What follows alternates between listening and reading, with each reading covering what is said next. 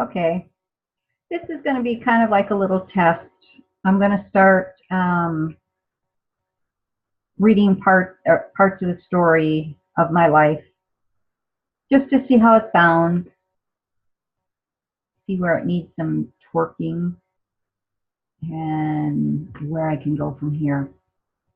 So this is what I have as the introduction so far. A black cat walking in front of me.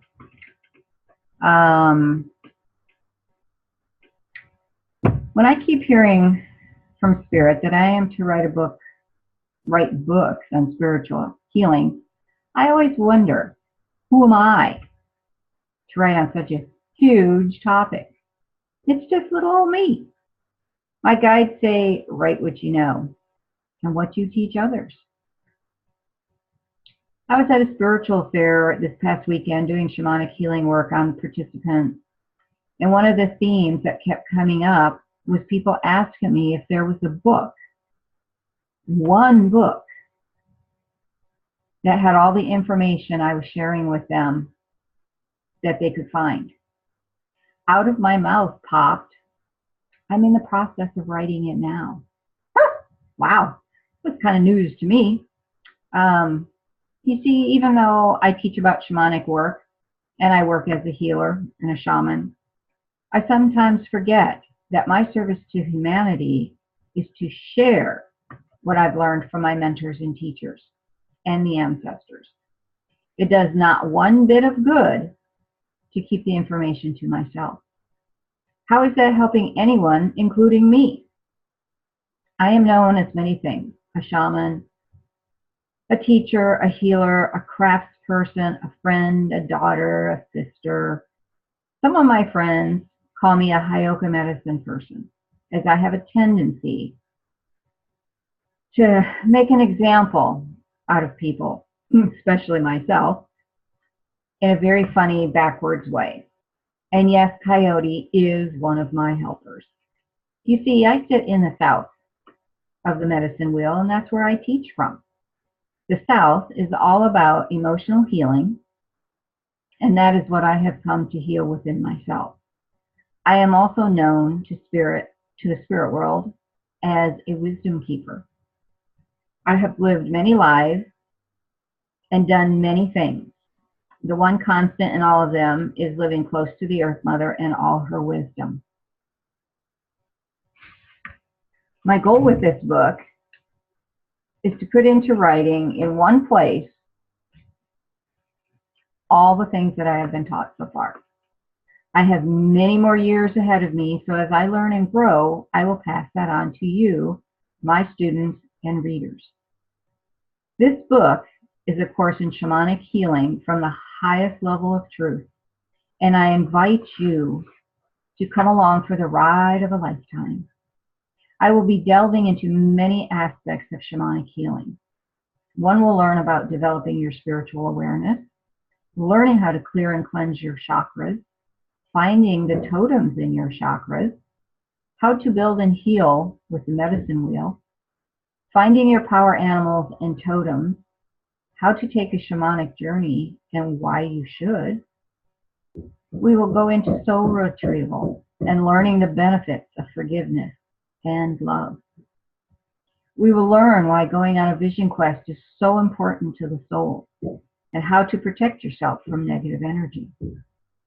I will also touch on death and dying and how to help one cross over at the highest chakra possible and why that is important. My hope and goal for you, the student and the reader, is to give you the tools necessary for the advancement of your soul and to help you find your own red road to walk upon.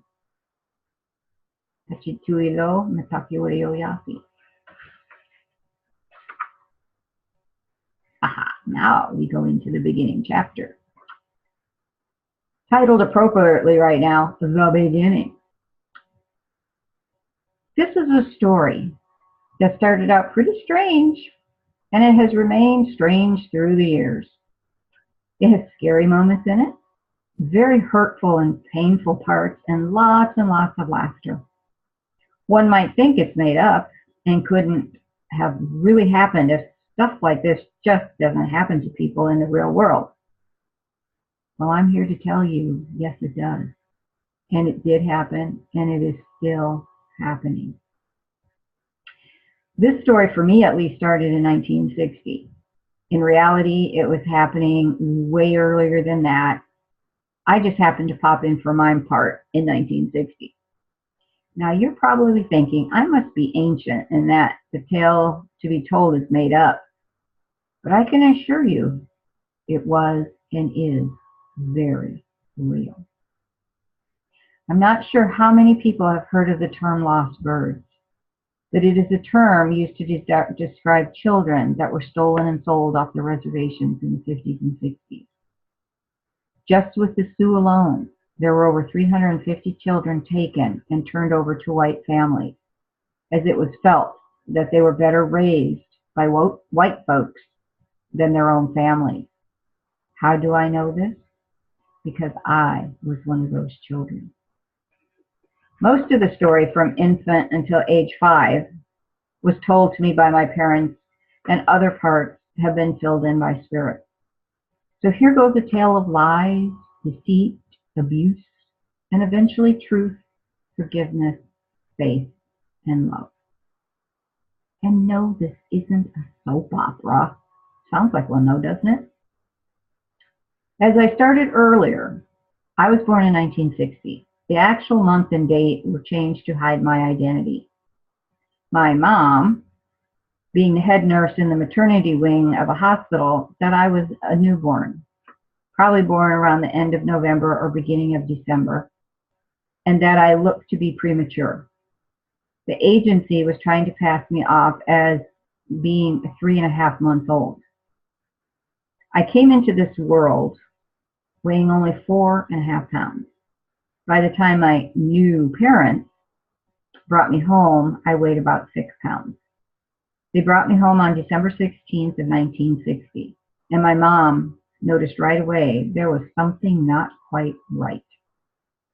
I was having seizures, but they only seemed to be on the right side of my body. The doctor told her she was worried about nothing and that there was nothing wrong with me. Finally, one day the seizures were so bad that the pressure in the head was too great and the fontanelle became full of fluid and went straight up out of my head. The doctor, of course, when she talked to him on the phone, was not happy, as he was on the golf course and didn't want to leave. But he came in, took one look at me, and said, "Holy shit." Very reassuring, don't you think, that a doctor says this? In order to release the pressure in the brain, the doctor had to pop the fontanelle to let the fluid out. He told my parents that the prognosis wasn't good. He didn't think I would make it, as the brain damage was probably too extensive. It wasn't long after that I went into a coma. He told my parents not to expect much. The chances of me recovering was 1 in 100. And if I did, I would be a vegetable for the rest of my life. So they might want to check out sanitariums to put me in. If I recovered, I would be unable to talk, walk, or feed myself. In other words, I would be better off dying. After about a week, I still had not come out of the coma, so the doctor told my parents it was time to bring in a minister and have me baptized and given last rites. This took place on January 6th of 1961. I came out of the coma on January 7th. And unless you know what to look for or see an MRI of the inside of my head, one would never really know what happened during the first month of my life here on planet Earth. Many years later, the doctor happened to see a picture of me at my grandma's home and wondered who I was. When he found out it was me, he was astounded.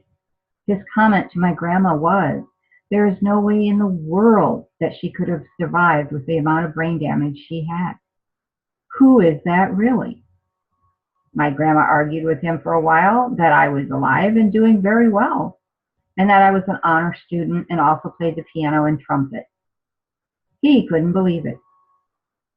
Over the years, I've come to realize that science really doesn't know everything, and when a spirit comes in with a big agenda to fulfill, a way will be found for the body to survive so that the life mission can continue.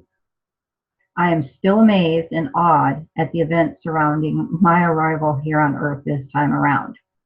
And I keep wondering, why in the world would someone pick a life like I've had to endure?